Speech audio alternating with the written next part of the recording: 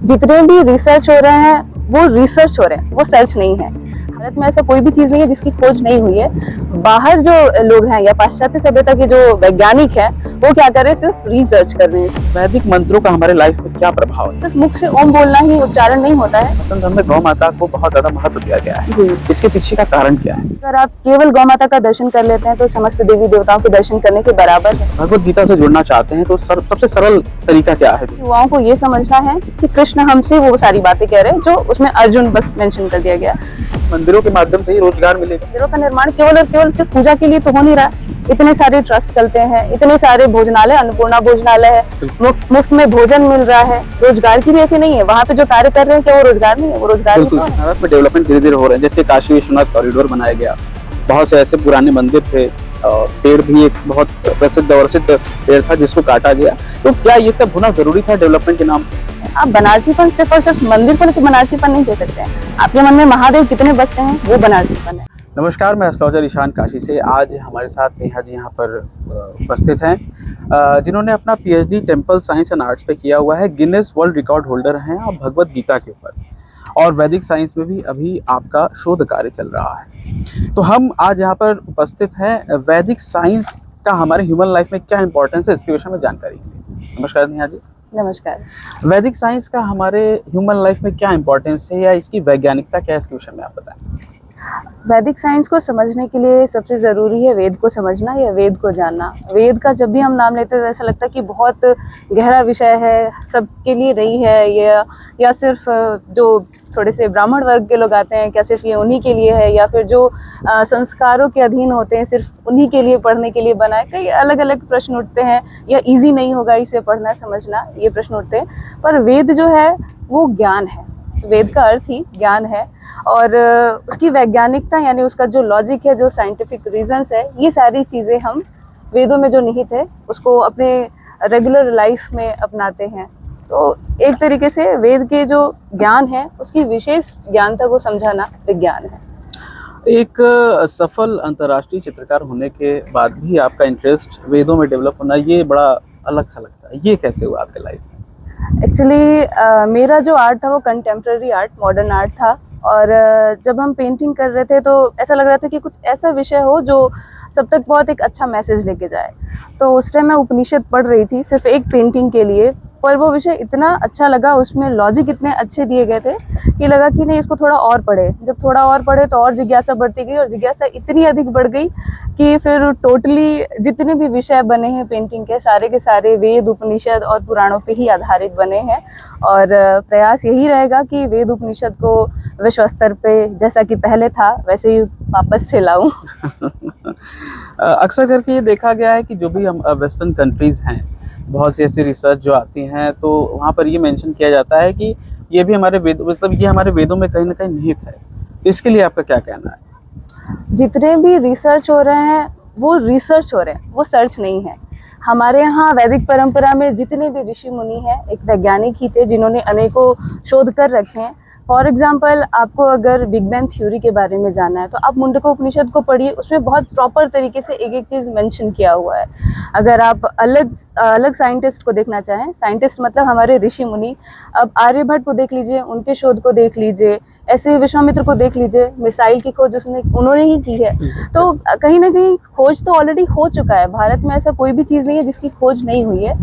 बाहर जो लोग हैं या पाश्चात्य सभ्यता के जो वैज्ञानिक हैं वो क्या कर रहे हैं, सिर्फ रिसर्च कर रहे हैं इस पे। बहुत बढ़िया, बहुत बढ़िया।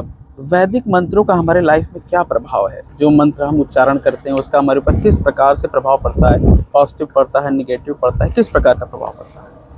वैदिक मंत्र, एक तो अगर वैदिक मंत्र है तो पॉजिटिव ही प्रभाव पड़ेगा, और साइंटिफिकली इसके बहुत सारे प्रमाण हैं। जैसे कि सबसे छोटा सा एग्जांपल ओम मंत्र को लेते हैं। ओम के लिए ऐसा कहा जाता है कि अगर आप प्रॉपर तरीके से, सिर्फ मुख से ओम बोलना ही उच्चारण नहीं होता है। ओम बोलने के लिए आपको पता होना चाहिए कि ये किस तरीके से बोला जाता है, कब बोला जाता है और किस अवस्था में बोला जाता है। अगर मान लीजिए सूर्योदय का टाइम है और आप रीढ़ की हड्डी सीधी करके बैठे हुए हैं और आप ओम का प्रॉपर तरीके से नेवल चक्रा से आप उच्चारण शुरू करते हैं और सहस्त्रार्थ तक जाते हैं, तो सारी चीज़ों को वो क्या करता है कि एक बूस्ट करता है। और जैसे बहुत सारे ऐसे केसेस होते हैं, जैसे बांझपन का तक का केस है, वो इससे ठीक होता है। गायत्री मंत्र का देख लीजिए आप। गायत्री मंत्र जो है अगर उसका अच्छे तरीके से उच्चारण करते हैं शुद्ध तो गाबा नाम का एक हार्मोनल इफेक्ट होता है हमारे अंदर, वो मानसिक जो प्रबलता है उसको बहुत ही सुदृढ़ करता है। तो ऐसे बहुत सारे मंत्र हैं, महामृत्युंजय मंत्र है। क्या बात है। हमारे जो व्यूवर्स है, मुझे लगता है आज की इस वीडियो से उन्हें बहुत ज़्यादा जानकारी मिलेगी, खास तौर से मिलेनियल्स जो आज हमारे सनातन धर्म के प्रति इतना इंटरेस्ट दिखा रहे हैं। मुझे लगता है ये जो वीडियो है, ये जो पॉडकास्ट है, इससे भी बहुत सारी उनको जानकारी मिलेगी। आगे हम बढ़ते हैं। जैसा कि हमें ये जानकारी नॉर्मली इन जनरल ये जानकारी पता है कि हमारा शरीर पंच तत्व से मिलकर बना है।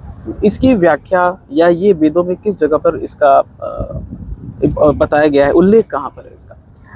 पंचतत्व के बारे में अगर आपको जानना है तो सामवेद हमारा है। सामवेद से जुड़ा हुआ एक उपनिषद आता है, जाबाल दर्शन उपनिषद। उस उपनिषद में बताया गया कि हमारा शरीर पंचतत्व से कैसे बना है और हमारे शरीर में उसका स्थान कहाँ है, उसका रूप क्या है, रंग क्या है, आकार क्या है। जैसे कि हम सबको पता है कि पृथ्वी तत्व है हमारे शरीर के भीतर, लेकिन वो कहाँ है?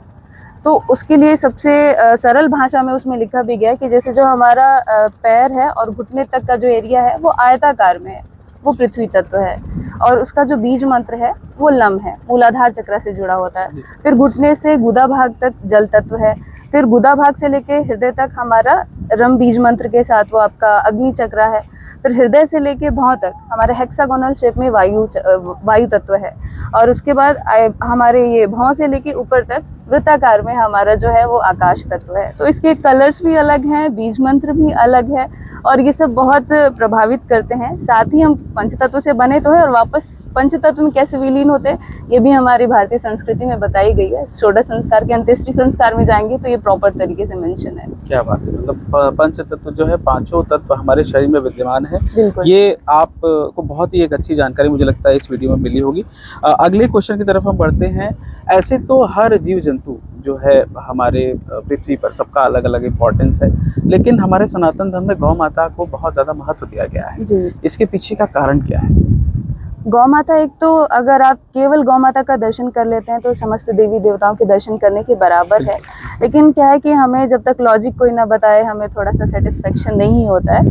तो गौ माता का साइंस अगर देखेंगे आप तो ऑक्सीजन जो है गौ माता के गोबर से 60% निकलता है। हमारे यहाँ गोबर से घर लीपने और पोतने की जो प्रथा थी अभी भी होनी चाहिए, क्योंकि वो ऑक्सीजन हमारे लिए अच्छा होता है जो निकल रहा है। साथ ही उनके जो पीठ होता है उस पे सूर्य और केतु दोनों ही एक तरीके की नाड़ियाँ होती हैं। हाँ, उसमें क्या होता है कि जैसे वो सूरज की किरणें उन पे प्रभावित करती है तो केराटिन नाम का एक पदार्थ निकलता है। जैसे कि जो दूध आप देखते हैं पीले रंग का हो जाता है और वो बहुत हमारे लिए फायदेमंद होता है। दूसरी चीज, उनके जो दूध हैं वो 18 नालियों से होके आते हैं और वो नाली क्या करता है कि वो ऐसे पदार्थ का क्रिएशन करता है जो हमारे बॉडी में 18 पदार्थ है उससे मैच करता हुआ रहता है। क्या बात है। मुझे लगता है जितने भी लोग यहाँ पर जुड़े हैं, गाय का क्या महत्व है हमारे सनातन धर्म में, इसके विषय में भी डिटेल में यहाँ पर नेहा जी ने जानकारी दी है। आप सबके लिए बहुत यूजफुल होने वाला है ये। अगला क्वेश्चन आपके लिए ये है कि आप प्राण तत्व उपचार भी करते हैं, तो इसका उल्लेख ये कहीं हमारे वेदों में है या ये एक प्रकार से वेस्टर्न एस्ट्रोलॉजी है? नहीं, पाणिनि का अगर आप पढ़ेंगे तो उसमें एक ऊर्जा चिकित्सा पद्धति है जिसमें प्राण तत्व उपचार के विषय में बताया गया है कि आपने देखा होगा कि सभी देवी देवताओं के पीछे एक आभा मंडल बना रहता है। तो वो आभा मंडल यानी हमारे वेद शास्त्र में ऑलरेडी निहित है, मेंशन किए गए हैं। अब क्या होता है, हमारे शरीर के आसपास का जो ऑरा होता है अगर वो दूषित होता है तो हमें कहीं ना कहीं एक तरीके से प्रभावित करता है। और कई बार क्या होता है, आप हॉस्पिटल जाते हैं, डॉक्टर को दिखाते हैं, रिपोर्ट नॉर्मल आती है पर पेन बना रहता है। वो कहीं ना कहीं आपके जो चक्रा हैं वो दूषित हैं और उन्हीं चक्राओं पे, 7 चक्राओं पे जो है हम काम करते हैं। अगर एनर्जी बहुत ज़्यादा हो गई है तो उसे हम सामान्य करते हैं और अगर कम है तो भी उसे क्लीन करके सामान्य किया जाता है, ऊर्जित कर दिया जाता है। यानी चक्रा जो है बहुत ज़्यादा इंपॉर्टेंट है। अगर उसको बैलेंस करके रखेंगे तो कहीं ना कहीं मेडिकल साइंस में वो बहुत ही सपोर्टिव रोल करता है। इस तरीके से प्राण तत्व उपचार है। बहुत बहुत बढ़िया। आपका जो शोध हुआ है, पीएचडी हुई है, वो टेम्पल साइंस पे हुई है। तो टेम्पल और प्लस साइंस दोनों चीज़ें मुझे लगता है एक प्रकार से विरोधाभास है, तो इसको थोड़ा सा क्लियर आउट करें हमारे व्यूअर्स के लिए। टेम्पल साइंस, एक्चुअली टेम्पल तो पूरा साइंस ही है। लाइक अभी जाके हॉस्पिटल्स बने हैं, लेकिन पहले के टाइम में जब भी आपको कोई भी बीमारी हो या तकलीफ हो तो हम हॉस्पिटल्स ही लेके जाते थे, अरे सॉरी हम टेम्पल से लेके जाते टेम्पल्स ही लेके जाते थे। टेम्पल्स ले जाने का रीज़न बहुत सारा होता था। एक तो वहाँ के जो कूप होते थे वो प्रॉपर मेडिसिनल होते थे। अब यहाँ पे अब काशी में भी आप देख लीजिए, महामृत्युंजय मंदिर के पास एक कूप बिल्कुल, है। बिल्कुल, जी, यहाँ जी। पे एक और है जो अश्विनी कुमारों का है, हाँ। 2 शिवलिंग है, वहाँ पे जाएंगे, वहाँ का भी जल अगर आपकी बहुत ज़्यादा तबीयत खराब है तो उसके लिए आप यूज़ किया पीते हैं तो जाता है। आपकी हर प्रकार की समस्या का बिल्कुल। जी, बिल्कुल। तो उस तरीके से क्या है, मंदिर के अंदर जब हम प्रवेश करते हैं तो आँखों के जो हमारी जितनी इंद्रियाँ हैं पाँचों, उस पे वो काम करता है। अगर हम दिया जलाते हैं तो आँखों का हो गया, घंटी बजती है कान से रिलेटेड है, और ऐसे करके जो हम पंचामृत लेते हैं जिह्वा के लिए है, जो सुगंध है वो नाक के लिए है, जैसे अगरबत्ती, धूप, दीप, पुष्प इत्यादि जो चढ़ाते हैं। और साथ ही साथ जो वहाँ पे जो एक वाइब्रेशन क्रिएट होता है वो ऐसे हमारे रोए ऐसे लगते हैं कि क्या शांति मिल गई, क्या हो गया, तो वो उस तरीके से प्रॉपर तरीके से प्रभावित करता है। साथ ही हमारे यहाँ मंदिर में जैसे जो गुंबद बने हैं उसका एक अलग है, और हर मंदिर का एक अलग फ्रिक्वेंसी होता है। अगर एनर्जी स्कैन किया जाए तो सभी मंदिरों की एनर्जी एक अलग अलग तरीके से है। हर जगह की मान्यता अलग होती है, उसका लॉजिक भी होता है। जैसे कि फॉर एग्जांपल बता दिया जाए कि अगर आपको स्किन से रिलेटेड प्रॉब्लम है, आप इस मंदिर में चले जाएं, ये ठीक हो जाएगा। तो वहाँ के पहले तो वातावरण को देखा जाता है, इस मंदिर के आसपास कौन कौन से वृक्ष लगाए गए हैं। कई बार क्या होता है, इन वृक्षों के जड़ों से होते हुए जो नदी आती है या जल आता है वो बहुत ही ज्यादा प्रभावित करता है हमारे शरीर को, और रोगों से वो मुक्त करता है। तो मंदिर के अगर बिंदुओं पे बात करेंगे तो बहुत बहुत बड़ी बातें हैं, वो कम पड़ जाएगा। मुझे लगता है ये पॉडकास्ट खत्म हो जाएगा बट मंदिरों की बातें खत्म नहीं होंगी। जी जी। नेक्स्ट क्वेश्चन मैं ये पूछना चाहूँगा कि आपने उपनिषदों पर बहुत ज़्यादा काम किया, उपनिषदों पर किताबें लिखी, और जो आपकी पेंटिंग्स है वो भी कहीं न कहीं उपनिषदों से कनेक्टेड है। जी, इसके विषय में थोड़ा डिस्कस आप करें कि ऐसा क्या है उपनिषदों के अंदर जिससे आप इतना ज़्यादा इन्फ्लुएंस्ड हैं? उपनिषद क्या है कि वो वेद से लिया गया है। जो भी चीज़ें अगर आप वेद नहीं पढ़ पा रहे हैं तो उपनिषद थोड़ा सा और उस चीज़ की निचोड़ को देता है हमें। उपनिषदों में क्या है कि बहुत सारे ऐसे ऐसे लॉजिक दिए गए हैं, या फिर एक मेरी पुस्तक भी है जिसमें मेंशन किया हुआ है कि किसी ने पूछा कि मुझे रुद्राक्ष के बारे में जानना है, क्या है, कैसे है, एक मुखी, दो मुखी, ये इतने सारे मुखी क्यों होते हैं, या इसका साइंटिफिक लॉजिक क्या है, कुछ बताएं। तो आप देखेंगे रुद्राक्ष जबालू उपनिषद है, उसमें आप पढ़ सकते हैं। और ऐसे ही करके जैसे कली संतरणों उपनिषद है, उसमें मेंशन किया गया है कीर्तन करने को, क्योंकि कीर्तन जब हम करते हैं तो हमारे अंदर जो सेल्स है ना, वो पॉजिटिव सेल्स बहुत जल्दी डेवलप होते हैं। और वही अगर आप वेस्टर्न सॉन्ग ज़्यादा सुनते हैं तो कैंसर के जो सेल्स हैं वो बहुत ज़्यादा मतलब आपको नुकसान करते हैं, अलग तरीके से वो असर डालता है। तो ये बहुत सारे शोध हुए हैं, एम्स में हुए हैं, बहुत अलग अलग जगह पे हुए हैं, चाहे हार्वर्ड में देख लीजिए। वेस्टर्न में जो चीज़ें बताई जाती है उसको ज़्यादा हम फॉलो करते हैं, दैट्स बिकॉज की लैंग्वेज का ज़्यादा प्रभाव पड़ जाता है। उन्होंने 4 अंग्रेजी ज़्यादा बोल दी तो हमें लगता है कि अरे ये बहुत सटीक है, यही लॉजिक है। बट हमारे अगर शास्त्र में उस चीज़ का लॉजिक बताया जाए तो लगता है कि ये थोड़ा सा पांडित्य टाइप का चीज़ है, या बहुत डिफ़िकल्ट है, क्योंकि आपको लैंग्वेज आ नहीं रही है। अगर आपको लैंग्वेज आती तो आप समझ पाते कि ये क्या कर रहा है, और इजीली जिस लैंग्वेज से हम कनेक्ट कर पाते हैं उसी को हम लॉजिक समझ जाते हैं कि हाँ ये कह रहे हैं, ये सही कह रहे हैं। तो ऐसी चीज़ें क्या हैं। बात है। म्यूजिक थेरेपी के विषय में भी मैंने सुना है कि म्यूजिक थेरेपी का यूज़ करके भी कई प्रकार की आपकी शरीर के रोग को ठीक किया जा सकता है। तो एक चीज़ आपने बहुत सही बताई कि वेस्टर्न म्यूजिक अगर हम सुनते हैं तो उससे कैंसर की सेल्स डेवलप होती हैं। बहुत सुंदर। आज की जो हमारी मिलेनियल्स है, जो युवा पीढ़ी है, यंगस्टर्स हैं, अगर वो हमारे भगवत गीता से जुड़ना चाहते हैं तो सबसे सरल तरीका क्या है जुड़ने का? क्योंकि हमारी जो भगवत गीता है, भाषा बहुत क्लिष्ट है, समझ में आ पाना थोड़ा मुश्किल है। ये कैसे हम उसको ऐड कर सकते हैं, कैसे जुड़ सकते हैं? भगवत गीता का पहला चैप्टर ही विषाद योग से शुरू होता है, मतलब प्रॉब्लम से घिरे हुए लोग। मेरे लाइफ में भी एक फेज आया था जब थोड़ी प्रॉब्लम थी, उस टाइम मुझे डायरेक्टली भगवत गीता नहीं समझ आ रही थी, पर धीरे धीरे गुरुओं के सानिध्य में आके, और मैं बहुत सौभाग्यशाली हूँ कि बीएचयू जैसे प्रांगण में रहना और विद्वानों के बीच रहना, इन सब ज्ञान को पाना। उस टाइम क्या हुआ था, जब मैं पढ़ रही थी तो जब विषाद योग पढ़ा तो ऐसा लग रहा है कृष्ण ही हमसे बोल रहे हैं। मतलब अभी के टाइम में युवाओं को ये समझना है कि कृष्ण हमसे वो सारी बातें कह रहे हैं जो उसमें अर्जुन बस मेंशन कर दिया गया। विषाद सबके जीवन में है, करियर को लेके, शादी को लेके, पढ़ाई को लेके, जॉब को लेके। लेकिन कई बार परेशान होकर हम सोचते हैं इसको छोड़ देते हैं, हटा देते हैं, इसको करते नहीं है हम। लेकिन सडनली हमारे लाइफ में कोई ना कोई एक ऐसा, जैसे सेकंड चैप्टर सांख्य योग शुरू होता है, कृष्ण आते हैं, तो ज़रूरी नहीं है कि कृष्ण ही आए या कोई गुरु ही आए, हो सकता है कि आपका मन ही आपका मित्र बन जाए, वही आपका कोई गुरु ना बन कोई जाए, ऐसा व्यक्ति एक या मार्गदर्शक किसी भी बन फॉर्म जाए। में आ सकता है। फिर उसको हम बिल्कुल। अप्लाई कैसे करें, उसको आगे कैसे बढ़ाएं, तो कर्म योग है, ऐसे करके हमारे जितने 18 अध्याय हैं वो हमारे लाइफ से रिलेटेड है। उसमें बताते हैं कि अगर कर्म भी करना है तो कैसे कर्म करने हैं, अगर ये तर्क है तो दूसरा तर्क क्या है, और उसकी वजह से कैसा खान पान रहन सहन 3 गुणों के बारे में बताया गया है। साथ ही उसमें एक चैप्टर जो मुझे बहुत पसंद है वो है राजविद्या राजगुह्य योगम। उसमें ऐसे ऐसे सीक्रेट्स हैं, अगर आपको समझ में आ गया तो आप अपने लाइफ में बहुत कुछ अचीव कर सकते हैं, क्योंकि वो सीक्रेट ही सबको समझ नहीं आता कि वो क्या ऐसा गुह्य बात कहा गया, ऐसा क्या वो सीक्रेट है। तो वो चीज़ें हैं। दूसरी, भगवत गीता में अगर जब भी आपको पढ़ना है तो कहीं से भी पढ़िए, मतलब आपसे वो रिलेट कर ही लेगा, चाहे आप कहीं से भी पेज उठाइए, आपसे रिलेट करके ही वो चैप्टर्स होंगे। सबसे इम्पोर्टेंट एक और है जो है हमारा विराट रूप, श्री कृष्ण जी, उसमें बिल्कुल, दिखाते हैं। हर कोई अपना विराट रूप दिखा सकता है। जैसे कि सबसे बढ़िया एग्जाम्पल है मदन मोहन मालवीय जी। जब हम गेट पे जाते हैं, एक अच्छी सी प्रतिमा है, एकदम बिल्कुल। सौम्य शांत, वो कुछ भी अंदाजा नहीं लगा सकते, लेकिन जस्ट उनके पीछे अगर देखते हैं उनके उस विराट रूप को, जहाँ पे इतने फैकल्टीज, इतने टीचर, प्रोफेसर्स, डीन, बच्चे, गाय, पेड़ पौधे, सब कुछ है, वो उनके अंदर समाहित है। तो कहीं ना कहीं हम भी अपना एक विराट रूप दिखा सकते हैं। कृष्ण हमेशा ये मैसेज देते हैं कि अपने गुण को पहचानो, समझो और उस तरीके से उजागर करो। काशी के जो पुराने लोग हैं, मैं पर्सनली भी, मैं भी बनारसी हूँ, तो उनका एक ये विचार है, एक मेंटलिटी ये है कि जो बनारस में डेवलपमेंट धीरे धीरे हो रहे हैं, जैसे काशी विश्वनाथ कॉरिडोर बनाया गया, बहुत से ऐसे पुराने मंदिर थे, पेड़ भी एक बहुत प्रसिद्ध और सिद्ध पेड़ था जिसको काटा गया। तो क्या ये सब होना ज़रूरी था डेवलपमेंट के नाम पे? आपको क्या लगता है इस विषय में, आपका क्या विचार है? डेवलपमेंट होना अच्छा है, चीज़ों को बचा के भी डेवलपमेंट किया जा सकता है, लेकिन आप अगर बनारसीपन की बात कर रहे हैं तो बनारस से पहले अविमुक्त क्षेत्र था।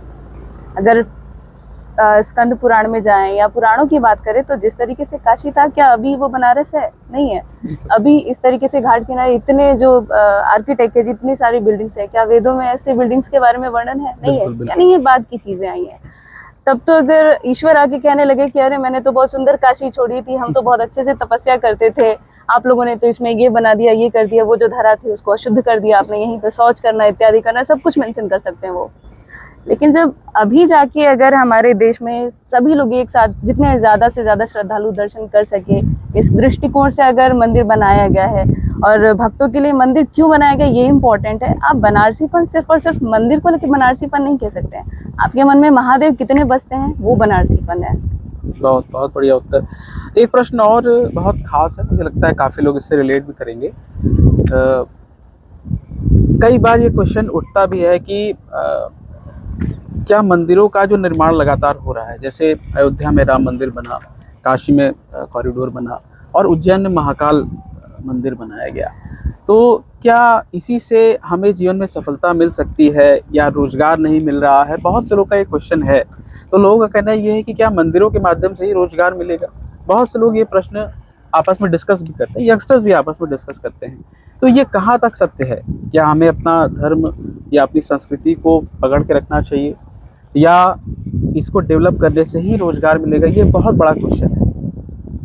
देखिए, रोजगार से रिलेटेड अगर क्वेश्चन करेंगे तो मैं खुद एक युवा हूँ, मैं भी रोजगार के बारे में सोचती हूँ।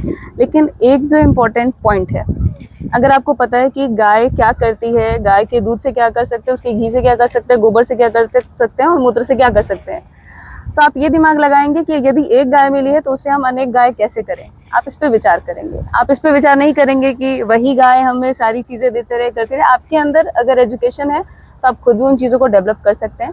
दूसरी चीज़, अगर जो मंदिर बन रहे हैं या मंदिरों का निर्माण हो रहा है, तो मंदिरों का निर्माण केवल और केवल सिर्फ पूजा के लिए तो हो नहीं रहा।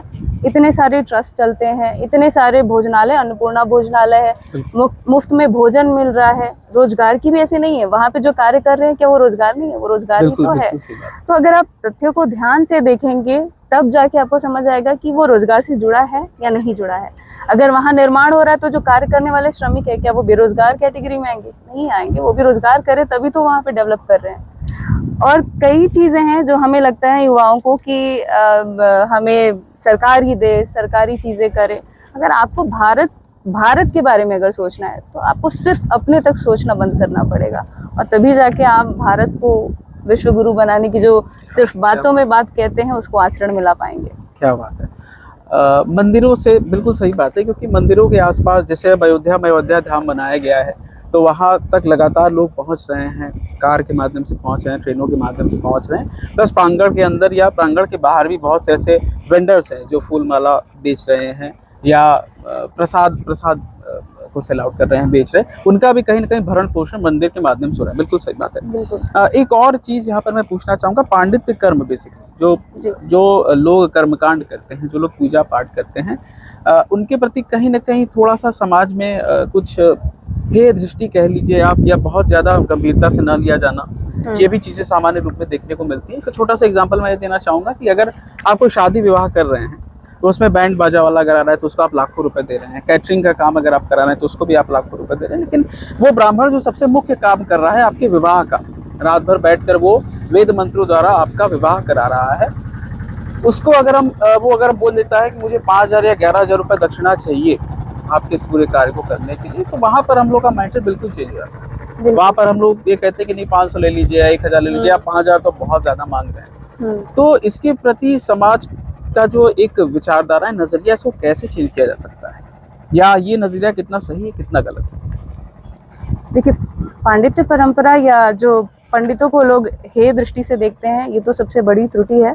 क्योंकि अगर वो नहीं होंगे तो आप सीधे कनेक्ट नहीं कर पाएंगे किसी चीज़ को। ना ही आपको विवाह की पद्धति पता है, ना ही आपको षोडश संस्कार के बारे में पता है, ना ही आपने आज तक कर्मकांड किया होगा।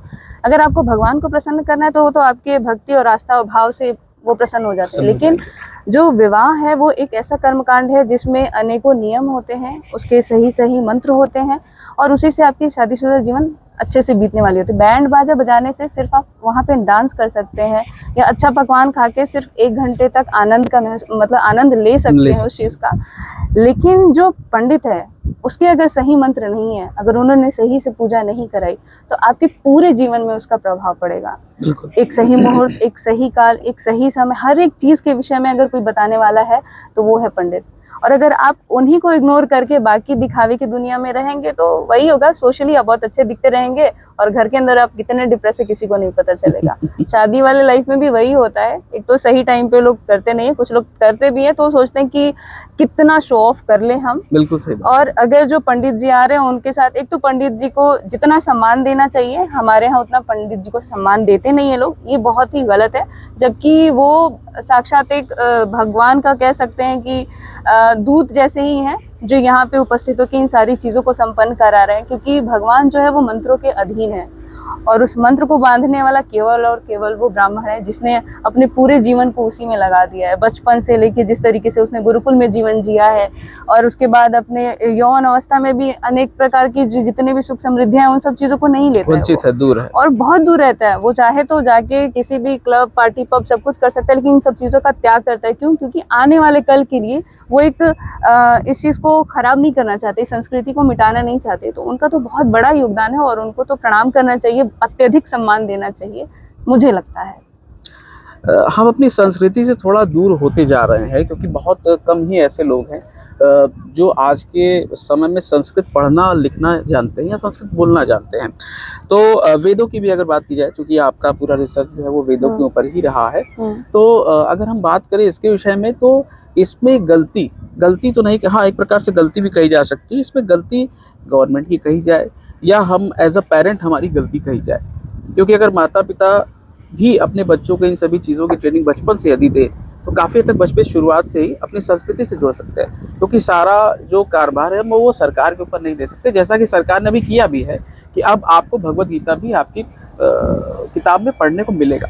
तो इसकी रिस्पॉन्सिबिलिटी किसकी होनी चाहिए, भारत सरकार की या माता पिता?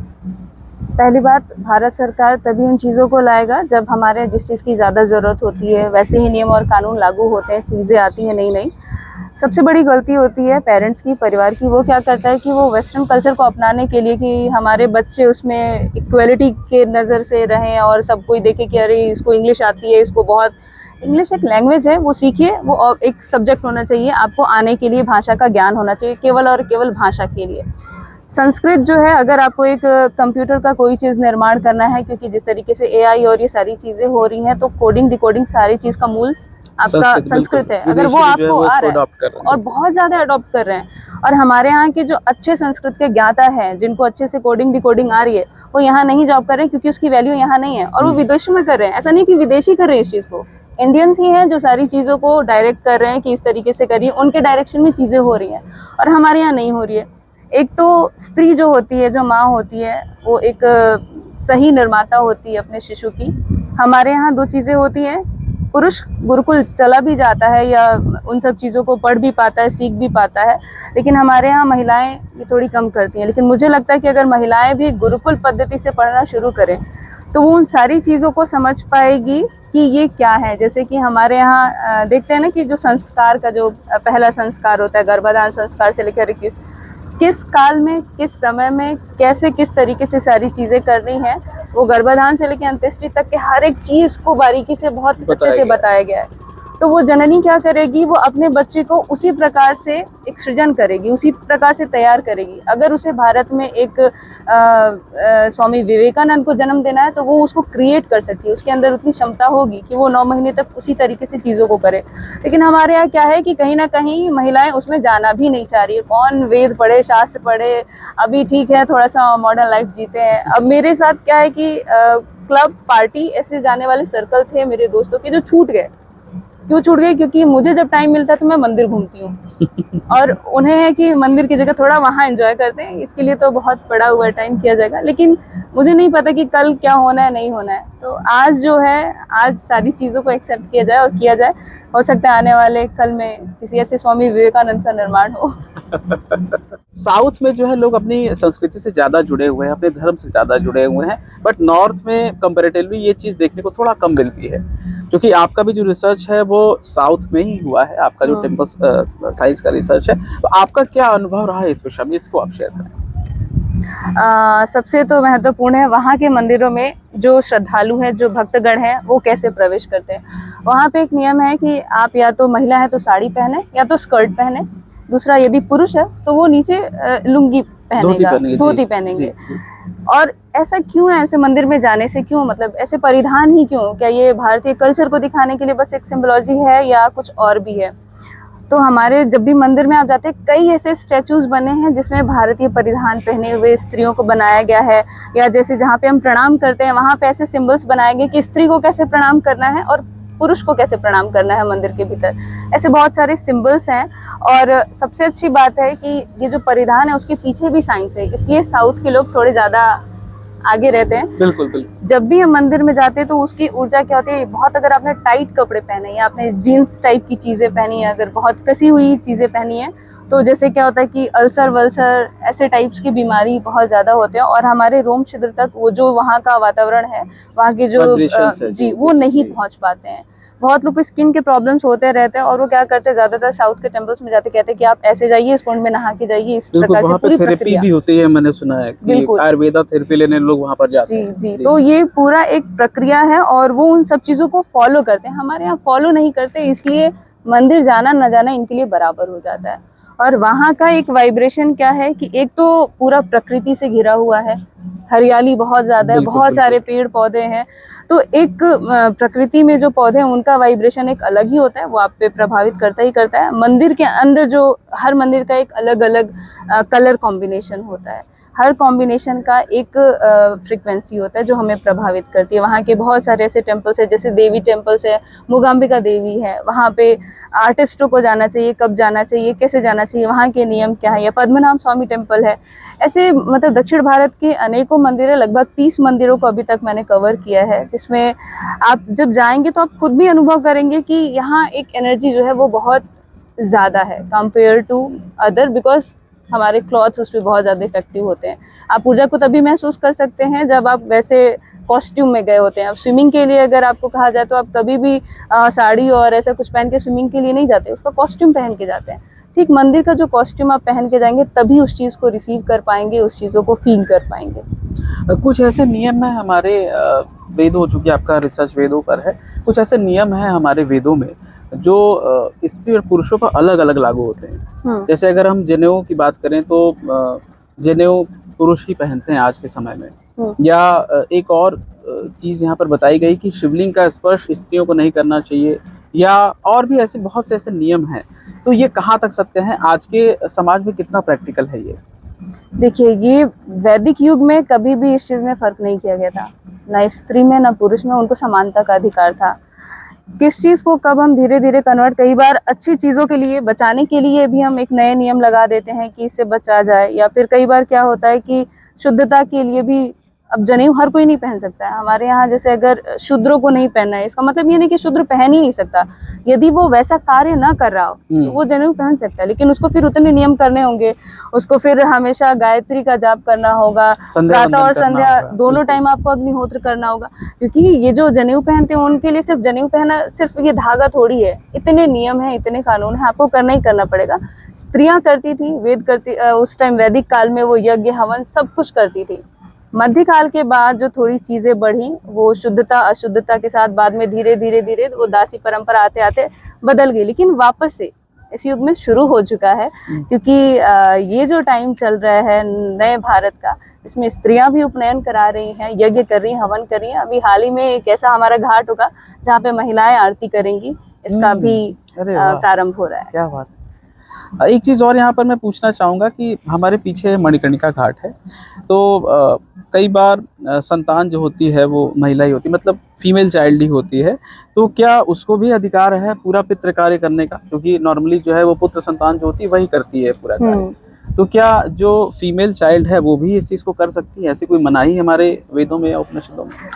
वेदों उपनिषदों में स्पष्ट रूप से कोई ऐसा श्लोक तो नहीं है कि जिसमें पुत्री अपने पिता का ये नहीं कर सकती, श्राद्ध कर्म नहीं कर सकती, ऐसा कहीं नहीं लिखा गया। हाँ, उसमें है कि यदि पुत्र है तो पुत्र करेगा, अथवा अगर जमाई है तो वो करेगा, कोई भी कर सकता है। महत्वपूर्ण है संतान, न कि पुत्र न कि पुत्री। संतान के बारे में कहा गया है, संतान के संस्कार के बारे में कहा गया है। पुत्र पुत्री ये सब हमने बाद में चीजें लागू कर दी हैं कि ये पुत्र ही करेगा, और पुत्र का अर्थ क्या है, आधा से अधिक लोगों को तो ये नहीं पता। हमारे सुपुत्र ऐसे हैं, हमारे सुपुत्र वैसे हैं, पर सुपुत्र या पुत्र का ही अर्थ आप पहले समझ लें कि है क्या। तो कई चीजें हैं, अभी के टाइम में सब कुछ पहले जैसा है, अभी कन्याएं सब कुछ कर रही हैं, वो संतान की कैटेगरी में है। अगर हम, जैसे कि आप वेदों से जुड़ी हुई हैं, तो कई बार ये भी होता है कि जो लोग संस्कृत की भाषा का अध्ययन कर रहे हैं या जो लोग वेदों से जुड़े हुए हैं, बहुत ज़्यादा टेक्नोलॉजी के साथ वो तारतम्य, मतलब एक सिमिलैरिटी नहीं बैठा पाते, या बहुत ज़्यादा उनको जानकारी नहीं होती। इसके विषय में आपका क्या विचार है कि अगर हम पौराणिकता को लेकर चल रहे हैं तो क्या हम आधुनिक नहीं हो सकते? ऐसा नहीं है, बीच में मतलब एक दो चीज़ें होती हैं कि जैसे कंप्यूटर, ये सारी चीज़ें हैं, पहले थोड़ी ज़्यादा महंगी लगती थी, अभी के टाइम में गवर्नमेंट हर जगह इस चीज़ को बांट रही है, कर रही है, तो ये थोड़ा सा इजी हो गया। उदाहरण के लिए पाणिनि कन्या गुरुकुल देख लीजिए, वहाँ पे शस्त्र शास्त्र और कंप्यूटर साइंस हर एक विषय पढ़ाया जाता है कन्याओं को। तो कहीं ना कहीं अभी के टाइम में, मैं बीच का नहीं कहूँगी कि बीच में ये चीज़ें थी कि नहीं थी, लेकिन अभी के टाइम में जो उन्नति हो रही है, जिस तरीके से सारी चीज़ें मिल रही हैं हमें, वेद शास्त्र भी पढ़ रहे हैं हम, और कहीं ना कहीं कंप्यूटर साइंस भी पढ़ रहे हैं, कंप्यूटर के बारीकियों को भी जान रहे हैं, और इतने अच्छे अच्छे काशी में सेमिनार्स होते हैं जहाँ पे बच्चों को इन सारी चीज़ों का वर्कशॉप कराया जाता है कि किस तरीके से संस्कृत के साथ कोड डिकोड करें। अभी के बच्चे बहुत अच्छे हैं इसमें और बहुत अच्छे से कार्य कर रहे हैं, संस्कृत के बच्चे स्पेशली, तो वो बहुत अच्छा अभी काम चल रहा है। मतलब पौराणिकता के साथ हम आधुनिकता को भी जोड़ सकते हैं। बिल्कुल बिल्कुल। तो बहुत अच्छा, आज के इस वीडियो में बहुत सारी हमको जो है जानकारी प्राप्त हुई कि एक्चुअली वेदों का क्या महत्व है हमारे जीवन में, मंदिर जाना क्यों आवश्यक है, मंदिर से किस प्रकार की वाइब्रेशंस निकलती है। बहुत बहुत धन्यवाद आपको नेहा जी आज के सेशन के लिए, और अगले वीडियो में फिर से आपसे मुलाकात होगी एक नई जानकारी के साथ।